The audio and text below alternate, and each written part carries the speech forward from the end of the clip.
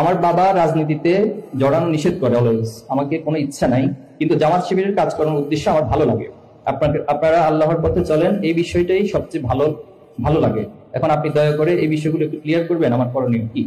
আচ্ছা, প্রথমত হচ্ছে শিবিরকে পুরোপুরি রাজনীতির সাথে গুলিয়ে ফেলা, এটা কিছুটা মিস্টেক হয়।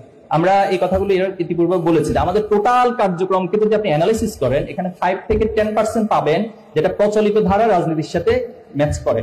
বাকি 90% বা 95% কাজই পাবেন যেটা একজন শিক্ষার্থী হিসেবে করা দরকার, একজন মুসলিম হিসেবে করা দরকার, একজন দেশের নাগরিক হিসেবে করা দরকার, অথবা এই সমাজকে লিড দেওয়ার জন্য, ভবিষ্যৎ নেতৃত্ব তৈরি করার জন্য যে মেকানিজম, যে কর্মসূচি, যে স্কিলস ডেভেলপ করা দরকার, সেই সব ধরনের কার্যক্রমগুলো আপনি ছাত্র শিবিরের মধ্যে পাবেন।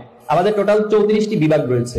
এর মধ্যে আপনি সাহিত্য বিভাগ পাবেন, যারা সাহিত্য চর্চা করেন। আমাদের প্রত্যেক মাসে প্রায় 15টা সাহিত্য ম্যাগাজিন বের হয়, ইংলিশ, অ্যারাবিক, বেঙ্গলি, বিভিন্ন ভাষা সেটা বের হয়। এবং যারা সেখানে অন্তর্ভুক্ত আছেন তাদের সাহিত্য চর্চার একটা যথেষ্ট সুযোগ রয়েছে।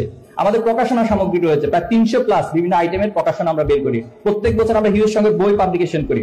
আমাদের আন্তর্জাতিক বিভাগ রয়েছে, যারা বিদেশে উচ্চশিক্ষার জন্য যায় তাদেরকে শুধুমাত্র বিদেশে উচ্চশিক্ষা যাওয়াই না, বরং একবারে প্রিপারেশনের শুরু থেকে সেখানে গিয়ে পৌঁছা পর্যন্ত এবং সেখানকার অ্যালামনার সাথে কানেক্ট করে দেওয়া পর্যন্ত এই টোটাল মেকানিজম গুলো আমাদের বিভাগগুলো করে থাকে। আমাদের গবেষণা বিভাগ, এভাবে 34টা বিভাগ দ্বারা একজন শিক্ষার্থীর যেভাবে গড়ে ওঠা দরকার সবগুলো কার্যক্রমই রয়েছে। তা আপনি চাইলে আমাদের এই বিষয়গুলোর সাথে কানেক্ট হতে পারেন এবং এর মধ্যে দিয়ে আপনি নিজেকে ডেভেলপ করতে পারেন।